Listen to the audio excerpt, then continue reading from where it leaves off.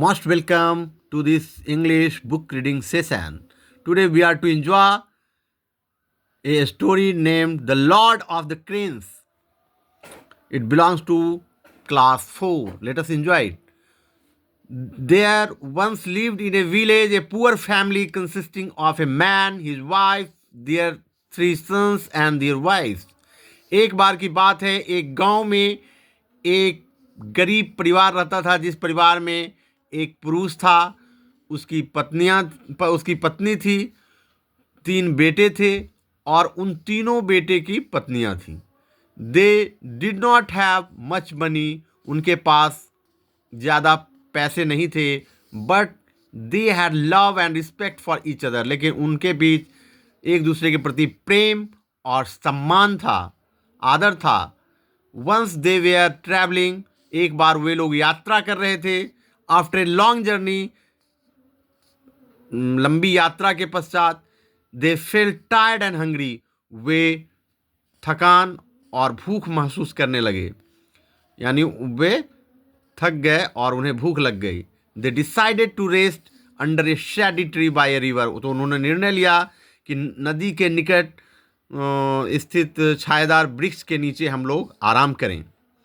Quickly all of them got to work. और तुरंत वे लोग काम में लग गए.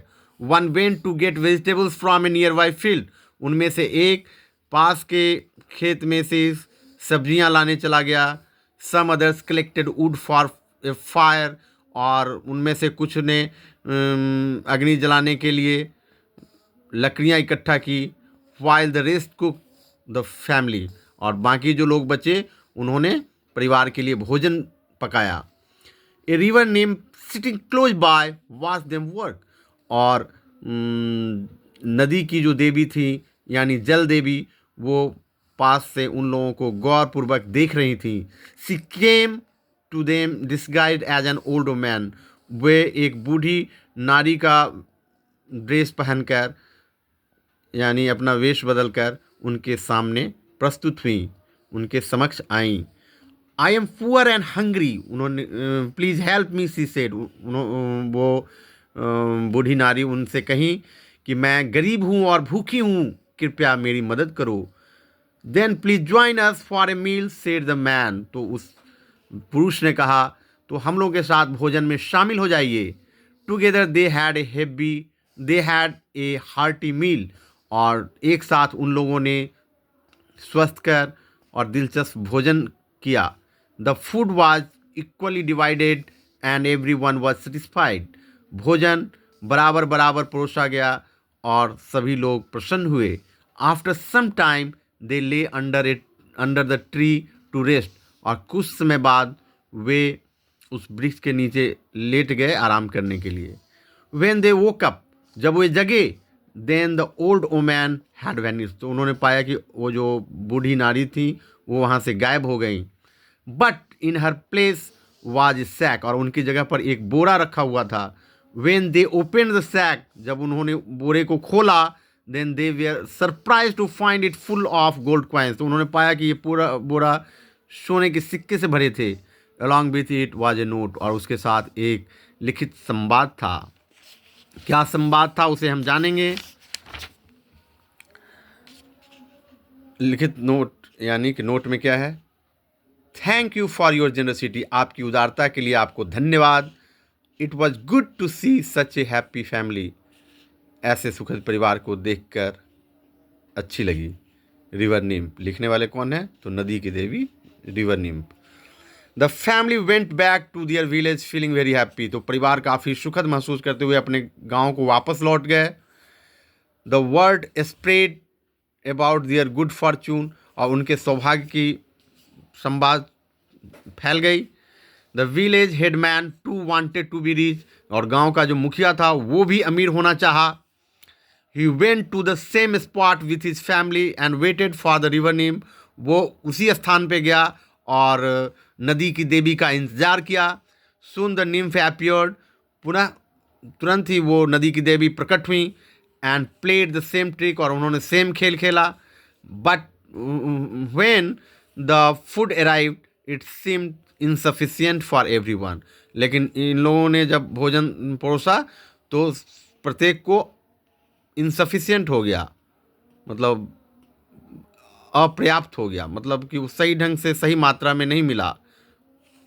The family started quarrelling over the food, और परिवार भोजन के लिए लड़ पड़े। Everybody wanting the maximum share for themselves, प्रत्येक व्यक्ति चाहता था कि मुझे ज़्यादा मिले, मुझे ज़्यादा मिले। The head man had to go hungry, फलस्वरूप जो परिवार का मुखिया, उनके साथ जो था मुखिया जी, वो भूखे रह गए, उन्हें भूखे रहना पड़ा। However they gave a little food to the nymph hoping that she would give them gold coins too। और क्या हुआ कि उन लोगों ने ये सोचा कि ये जो रिवर निम्फ है, इनको भोजन कराने से तो हमें सोने की सिक्के की प्राप्ति होगी, इसलिए उन लोगों ने किसी तरह उस जल देवी को भी थोड़ा सा भोजन कराया। After resting for a while, थोड़ी देर आराम करने के पश्चात, व्हेन दे वोक अप, जब वो जगे, they found that the nymph had disappear, तो उन्होंने देखा कि जो निम्फ थी यानी जल देवी थी वो वहाँ से गायब हो गई थी। एंड ए सैक ले इन हर प्लेस, और उनके जगह पर एक बोरा पड़ा हुआ था। Their joy knew no bounds, उनके खुशी का ठिकाना न रहा। And their hopes were as high as mountains, और उनकी आशाएं जो थी वो पर्वत जैसी ऊंची हो चुकी थी, यानी उनकी आशाओं का ठिकाना न था। When the headman untied the string, जब उस घर के मुखिया ने उस धागे को खोला, यानी जो बांधा हुआ धागा था उसको खोला, then he found a note inside, तो उसे एक लिखित संवाद मिला। क्या? A family that quarrels and has no thoughts for others does not deserve anything good. उसमें लिखा हुआ था कि जो परिवार आपस में झगड़ते हैं और जिन्हें दूसरे के प्रति विचार नहीं होता, वो किसी अच्छाई के लायक नहीं होते हैं, यानी वो डिजर्व नहीं करते हैं, उसके लायक नहीं होते हैं। कौन लिख रहे हैं? तो रिवर निम्फ यानी जल देवी।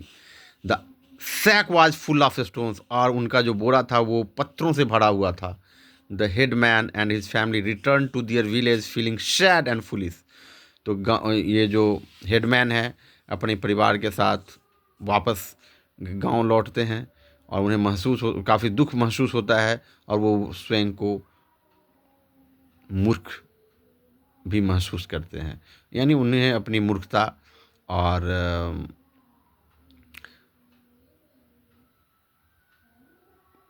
अकुशल व्यवहार का बोध होता है। तो इससे ये मिलता है कि जहाँ सुमतितः संपत्ति नाना, जहाँ कुमतितः विपत्ति निधाना, यानी जहाँ पे सद्बुद्धि होते हैं, प्रेम होते हैं, वहाँ पर लक्ष्मी देवी का आगमन होता है, और जहाँ पर झगड़ा करते हैं, बुरे तत्व होते हैं, वहाँ पर लक्ष्मी देवी नहीं जाती हैं। तो हमें इस बात का ख्याल रखना चाहिए कि हमें आपस में झगड़ा नहीं करना चाहिए। We should not quarrel with each other, we should love and offer respect for our classmates and colleagues and whomever we meet. Thanks for watching. See you next session with new story.